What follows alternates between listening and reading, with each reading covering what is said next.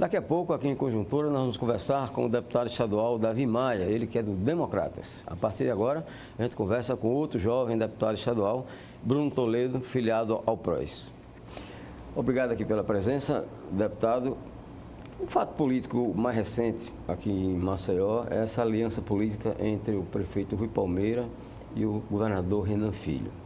Como é que fica o PROS em relação a essa conjuntura? Flávio, primeiro agradecer o convite de estar aqui nesse bate-papo contigo, deixar minhas saudações também a todos os telespectadores da TV Mar. É sempre um prazer estar aqui. Veja, é um fato inusitado, né? A relação, a união política dos grupos em torno de uma candidatura aqui na capital é algo que precisa ser avaliado ainda. Eu não posso falar pelo PROS porque tivemos uma mudança no diretório estadual do PROS recentemente, após a eleição geral estadual de 2018, e hoje o PROS é presidido pelo Eduardo Roster, que é assessor político do senador Collor de Mello. Então, eu sou filiado ao PROS, mas não respondo pelas diretrizes políticas do partido. Agora, pessoalmente, acredito que nós temos aí boas opções a se avaliar. O eleitor maceioense, especificamente, terá boas opções para se avaliar. O doutor Alfredo, que se coloca como pré-candidato, é um bom quadro, um homem que tem uma história política. Temos também aí o ex-governador Ronaldo Lessa, que também se coloca como pré-candidato. É também uma candidatura que tem que ser avaliada pela população alagoana, um homem que tem história política. Temos também o deputado estadual Davi Davino Filho, que conheço bem, sei que é também um político que tem um legado forte na política alagoana, principalmente maceioense. Então, nós temos boas opções, o povo maceioense terá boas opções para a escolha e precisamos avaliar como ficará aí o cenário político das intenções de votos, né?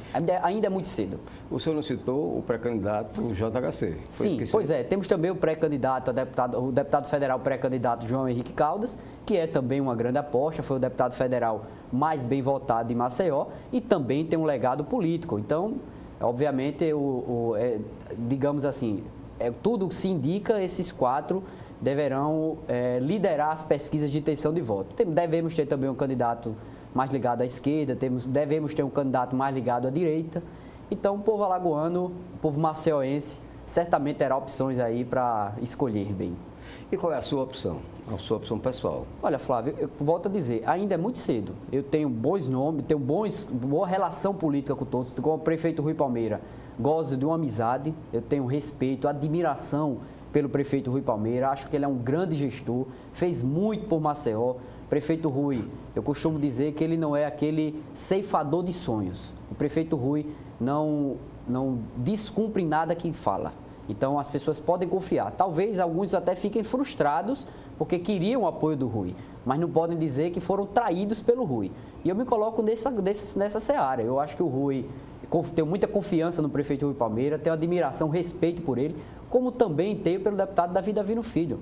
É um amigo, um parceiro na Assembleia, admiro o trabalho político do deputado Davi Davino Filho, principalmente o trabalho social que eu tive o prazer de conhecer, inclusive indiquei até emendas à FunBrasil, que é uma fundação que é ligada também ao deputado Davi Davino, a sua mãe, a dona Rose Davino, é a presidente da fundação. Então, eu tive o privilégio de conhecer a FunBrasil e sei do trabalho que a FunBrasil presta. Então, também tenho muito respeito pelo ex-governador Ronaldo Lessa. Mas, assim, acho cedo, temos que analisar como ficará a política. Tenho amigos em ambos os lados, mas a minha posição política se dará quando estiver próximo à convenção, a gente vai decidir que caminho tomar. Como é que o senhor avalia essa eleição bastante diferente, a eleição para vereador, que tem umas regras totalmente diferentes do que tinha antigamente? Eu tenho acompanhado, tenho conversado com algumas pessoas que estão participando da composição dessas chapas. O que mudou drasticamente, Flávio, é que a convenção dessa turma antecipou-se, né? Antigamente deixava lá para julho a convenção e a organização aí de composições, coligava partido com outro partido. Agora mudou.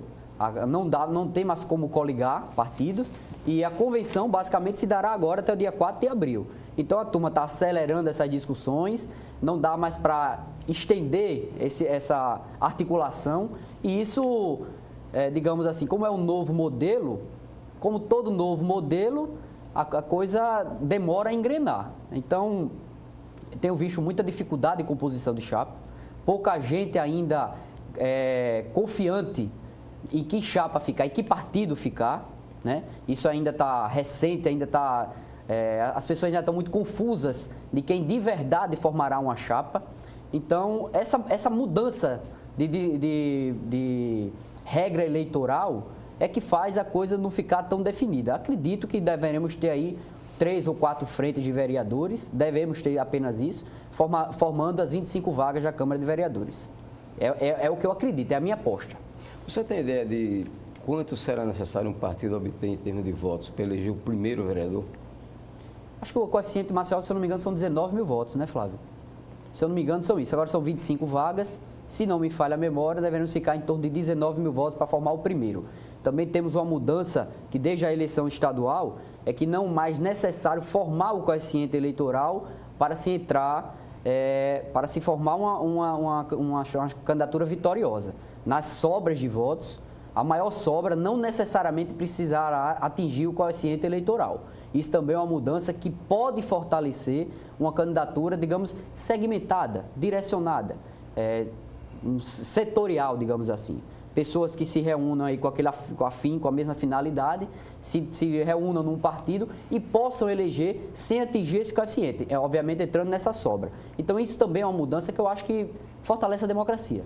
Eu sou um dos defensores dessa forma de eleição, da forma da proporcionalidade. Acho que isso fortalece a democracia, fortalece os pensamentos divergentes, fortalece os pensamentos, inclusive, das minorias, que é importante ter no parlamento.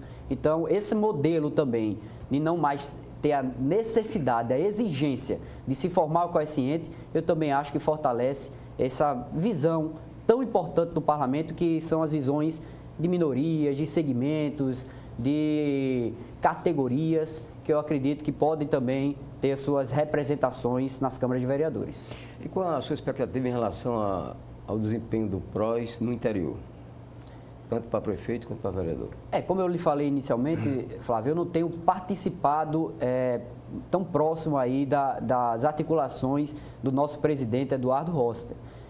Mas também sei do potencial político do senador Collor, que é um líder em Alagoas. Sei que o senador certamente formará um partido forte em Alagoas, certamente dará capilaridade ao partido, terá representatividade em vários municípios. Certamente o senador, com o presidente Eduardo Roster, farão esse trabalho. Eu não tenho participado de perto disso, mas conhecendo o potencial político, o legado político do senador Collor, certamente sei que ele fará o PROS forte, cada vez mais forte e quem sabe até maior do que eu pude fazer na eleição de 2016, que eu peguei o partido, Flávio, muito próximo já do período das convenções. Quando eu assumi a presidência do PROS, já foi faltando menos de 30 dias para o período final de filiações. Mas mesmo assim nós conseguimos avançar, conseguimos formar vereadores, conseguimos formar candidaturas majoritárias.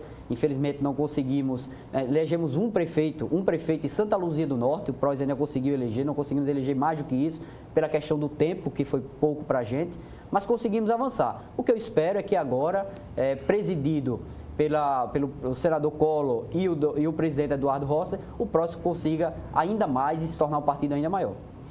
Ex-deputada Lucila Toledo, que vem a ser a sua mãe, ela será de novo candidata a prefeita em Cajueiro?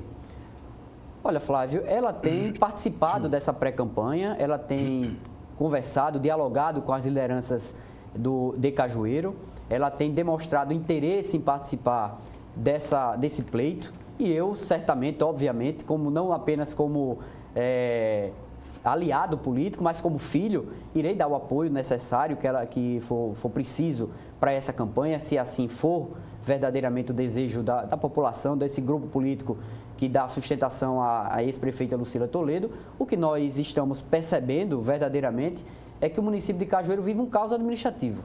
As pessoas não mais se sentem representadas, seguras, confiantes com a gestão atual e querem mudança. Se a ex-prefeita Lucila Toledo e ex-deputada também conseguir, em torno do nome dela, juntar as forças políticas necessárias para formar um palanque vitorioso, eu percebo nela uma vontade de participar. Mas isso depende também da vontade das pessoas, do grupo político, das lideranças locais, e essas articulações estão acontecendo. Eu acredito, espero que isso se dê, o nome dela possa ser o nome que representa esse grupo, mas se for outro nome também, Flávio, eu estarei lá, tenho um compromisso com o município de Cajueiro.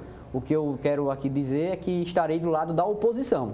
Quem for o nome da oposição política de Cajueiro, eu estarei lá para dar apoio e sustentação que for necessária.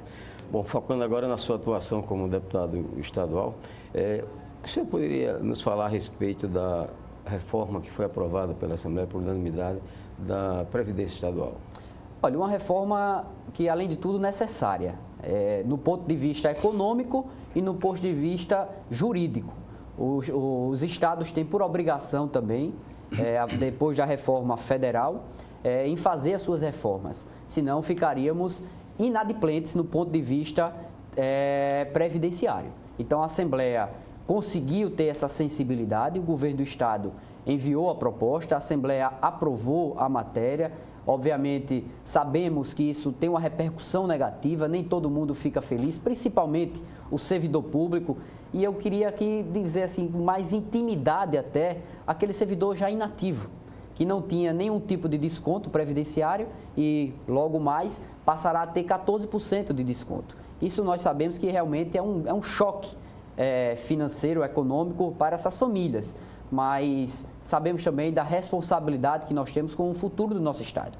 A reforma era necessária, a reforma não é excelente, não é boa para o servidor, mas é necessária e o contribuinte sabe disso. O contribuinte que paga a conta desse estado, o contribuinte que está aí carregando o peso do estado, sabe que cada vez mais nós estamos sendo levados a um estado maior, uma carga tributária maior. E isso também é culpa das questões previdenciárias, o desequilíbrio previdenciário. O que nós temos que caminhar agora, Flávio, é que o Estado seja equilibrado, que as pessoas não carreguem um ônus tão pesado, que o Estado seja mais brando, que as pessoas tenham mais liberdade, que as pessoas tenham um Estado menos oneroso e que possa verdadeiramente ser um parceiro, ser visto como um parceiro. Hoje nós temos um Estado caro, muito oneroso, muito pesado e que não devolve bons serviços à sociedade. Isso também por um serviço, uma atividade meio muito pesada, muito cara. O servidor público, de forma geral, eu não estou falando daquele que recebe pouco, não, mas o servidor, de forma geral, comparado com quem está na iniciativa privada, recebe muito mais, tem muito mais privilégios. E isso nós precisamos ter uma guinada, precisamos dar uma equilibrada, precisamos ter um Estado que seja equilibrado para a situação econômica que nós vivemos. É isso que nós estamos pregando e é isso que a Assembleia fez. Não foi exacerbado, a Assembleia foi no caminho, efetivamente, enxergando o futuro de Alagoas e o futuro do equilíbrio fiscal em Alagoas. Me permita dizer, deputado, que essa reforma que foi aprovada pela Assembleia, que foi encaminhada pelo governador Renan Filho, ela extrapola o que foi aprovado em nível federal e extrapola para pior para o servidor. Tem casos de servidor, eu estou falando de casos recentes que eu conheço, de que o cidadão faleceu e a viúva, quando foi saber quando ia receber menos da metade, mais ou menos 40% do que recebia na ativa o seu marido. É realmente bastante injusto, me permita dizer.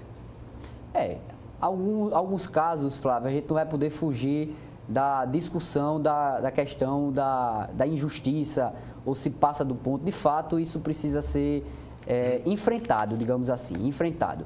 De forma geral, nós não tínhamos força política, nós sabemos que a relação política dos poderes, o tamanho da bancada governista é infinitamente maior do que aqueles que, digamos, ou são oposicionistas declarados ou são independentes, que agem com a independência, com a clara, visando efetivamente a matéria em questão. Então, nós temos uma bancada muito menor de parlamentares que são de oposição ou são independentes. E não era possível fazer qualquer tipo de articulação política visando pontualmente qualquer tipo de emenda. A matéria veio para a Assembleia Legislativa e tinha maioria para tramitar. Então, o que nós tínhamos que fazer pontuar algumas questões. A bancada independente ou de oposição tentou pontuar essas questões, mas a bancada governista, normalmente, que é natural, aqui não é nenhuma crítica à bancada governista, que é natural nos parlamentos, quase que a totalidade dos parlamentos, o governo consegue formar a maioria, conseguiu aprovar do jeito que veio a matéria. Então é isso, pontualmente nós vamos enfrentar algumas discussões de excessos, mas excesso maior, Flávio, é o cidadão contribuinte ter que pagar uma carga tributária por um desequilíbrio da máquina pública. Essa é a maior injustiça. Então, claro, eu aqui não estou fugindo da discussão. Vamos pontualmente aqui falar de excessos, injustiças, mas eu acredito que a injustiça maior é aquele cidadão que não recebe do Estado e muitas vezes não tem nenhuma benesse do Estado. Ele é apenas o contribuinte dessa máquina e tem que pagar uma carga tributária maior. Deputada, que avaliação o senhor faz dos 7 anos de gestão do prefeito Rui Palmeira? Muito mais avanços do que críticas. Acredito que nós temos uma capital muito melhor do que 7 anos atrás. O prefeito evoluiu em todas as áreas. Nós temos alguns pontos críticos. Por exemplo, eu estava até passando recentemente, Flávio, ali pela beira da lagoa. E a lagoa não está legal, a lagoa não tá bonita. Nossa lagoa, que pode ser um cartão postal para a gente, não está legal, não está bacana. O prefeito enfrentou algumas questões dessa, não conseguiu evoluir em algumas questões, mas de forma geral nossa capital está muito mais bonita, muito mais atrativa. O turismo em Maceió nunca teve tão bem. Isso também é um trabalho capitaneado pelo município de Maceió. Nós temos um prefeito corajoso, nós temos um prefeito competente, um prefeito que não age com a mídia eleitoral, é um prefeito que enfrenta as crises que tem que enfrentar, enfrenta os problemas que tem que enfrentar e no seu tempo conseguiu evoluir. Nós sabemos que o próximo prefeito vai ter também que enfrentar diversos problemas, outros problemas e problemas também parecidos com enfrentados ainda pelo prefeito Rui Palmeira. Mas o que eu acredito é que nós temos que ter gestões com esse perfil, gestões sérias, gestões responsáveis que no seu tempo conseguem evoluir. O que eu enxergo do prefeito Rui Palmeira é que é uma gestão que conseguiu evoluir a capital. E por isso tem meu respeito, por isso é que tem essa minha gratidão até como cidadão maceioense, que sou morador de Maceió, sei da contribuição dada pelo prefeito Rui Palmeira na história política de Alagoas, de Maceió. E quanto aos 5 anos de gestão do governador Renan Filho, o que é que o senhor nos diria? Veja, eu não sou da bancada do governador Renan Filho e já quero registrar aqui, Flávio, que não tenho nenhum interesse de ser. Não tenho nenhuma pretensão de fazer parte da bancada do governador Renan Filho. Não faço parte de nenhum pacote de composição, não faço parte disso, nem quero fazer, deixar isso registrado. Mas tenho aqui também, por responsabilidade até de ofício, de dizer que vejo avanços também no governo Renan Filho. Acho que ele avançou em algumas áreas. Acho que a segurança pública nós avançamos bem. Nós temos tem uma sensação de segurança melhor do que no passado. Isso demonstra que o Estado, que eu tenho uma visão que a segurança pública está intimamente ligada à função estatal, não dá para terceirizar. Outras áreas até, Flávio, eu acho que a gente tem que começar a caminhar por um caminho de privatizações, terceirizações, parcerias público-privado, mas a segurança não.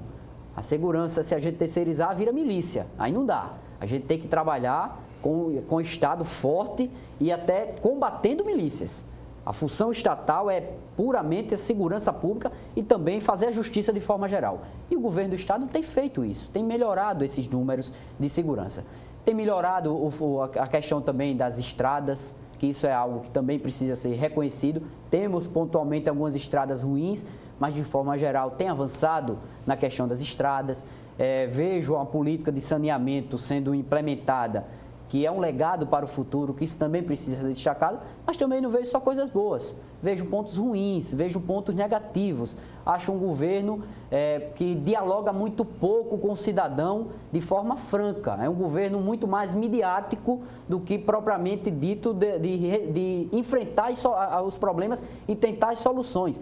Quando a gente vê, por exemplo, Flávio, um governo que fala em duplicar a estrada que liga Arapiraca a Delmiro Gouveia, quando paralisa a duplicação da L101 Norte. E ainda fala em aeroporto, como se o aeroporto de Maragogi pudesse ser autossustentável. Isso é uma grande falácia. Então, isso é investir no que é midiático.